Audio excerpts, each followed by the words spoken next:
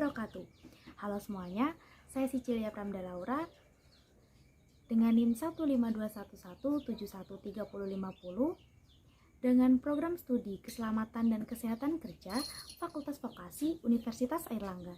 Dalam video ini, saya akan mengidentifikasi potensi bahaya dan risiko serta pengendalian risiko. Potensi bahaya tidak hanya terjadi di pabrik, tapi di dalam rumah juga ada potensi bahaya loh teman-teman. Kalian udah kepo ya? Simak terus video aku ya. Dah. Identifikasi potensi bahaya dan risiko. Secara singkat, hazard adalah sumber potensi bahaya, sedangkan risk adalah risiko akibat potensi bahaya. Macam-macam hazard. Yang pertama adalah bahaya fisik, merupakan bahaya yang dipengaruhi paparan macam bentuk energi yang membahayakan pada fisik pekerja.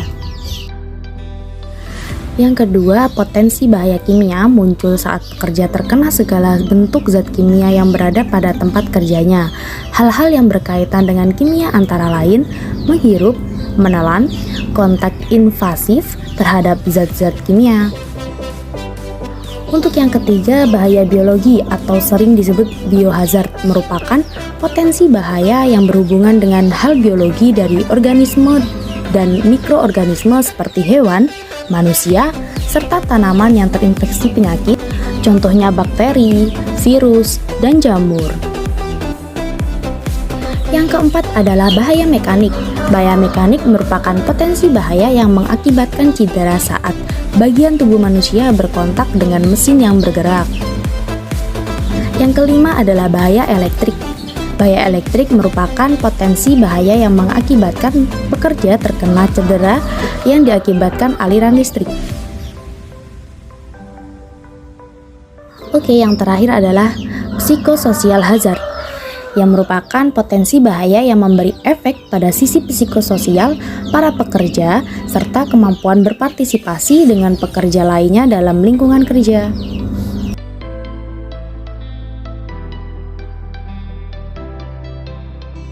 Nah, ini merupakan hierarki pengendalian risiko.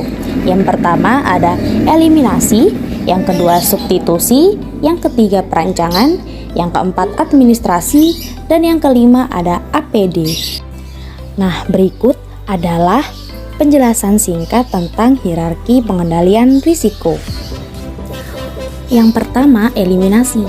Eliminasi itu kita mengeliminasi sumber bahaya. Yang kedua, substitusi, dengan cara substitusi alat, mesin, atau bahan. Yang ketiga ada perancangan. Ini dilakukan dengan cara modifikasi atau perancangan alat atau mesin ataupun tempat kerja yang lebih aman. Yang keempat, administrasi, seperti prosedur, aturan, pelatihan, durasi kerja, tanda bahaya, rambu, poster, dan label. Dan yang terakhir adalah APD atau alat pelindung diri tenaga kerja.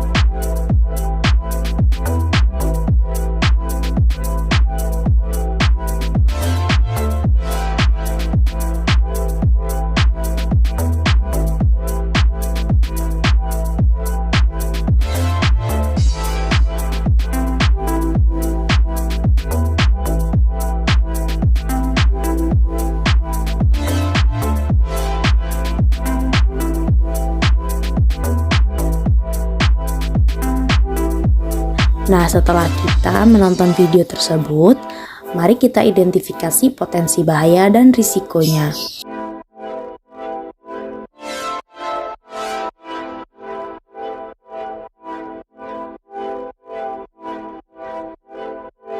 Untuk yang pertama adalah mekanik.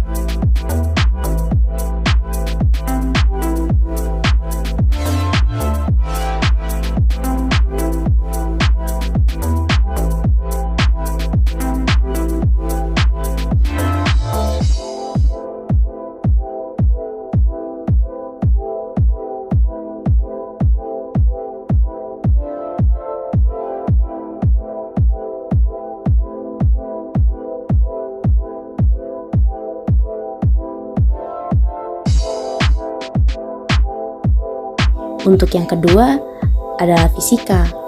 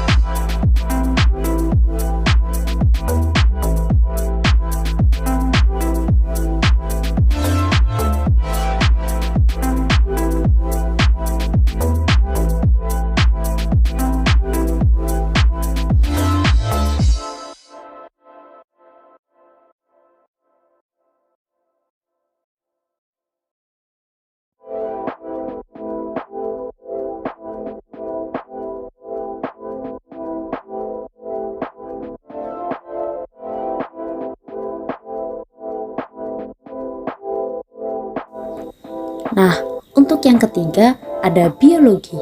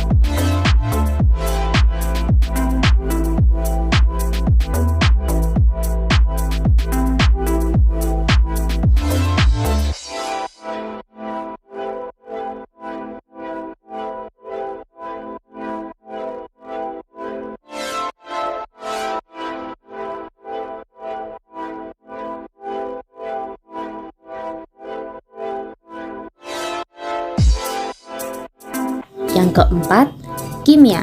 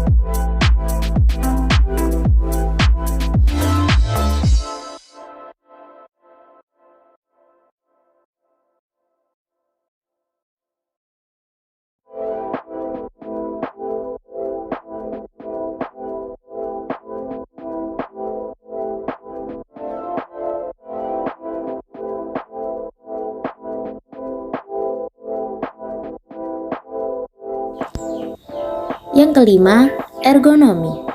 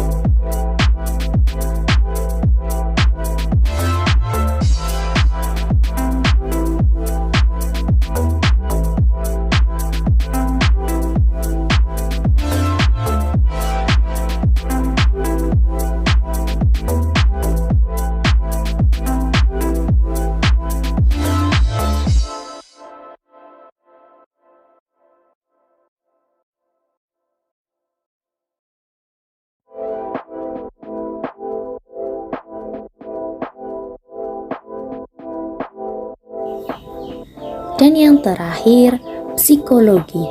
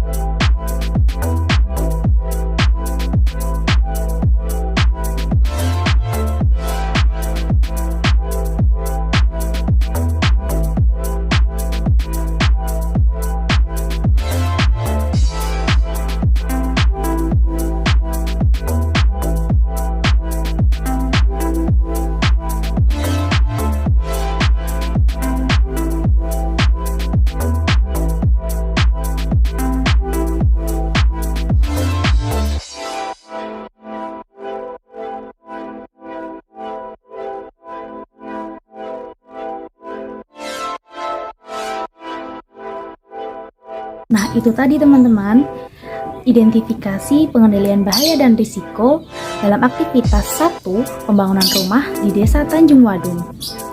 Saya minta maaf sebesar-besarnya jika ada kesalahan, dan saya juga berterima kasih untuk teman-teman yang sudah meluangkan waktunya untuk menonton video tadi.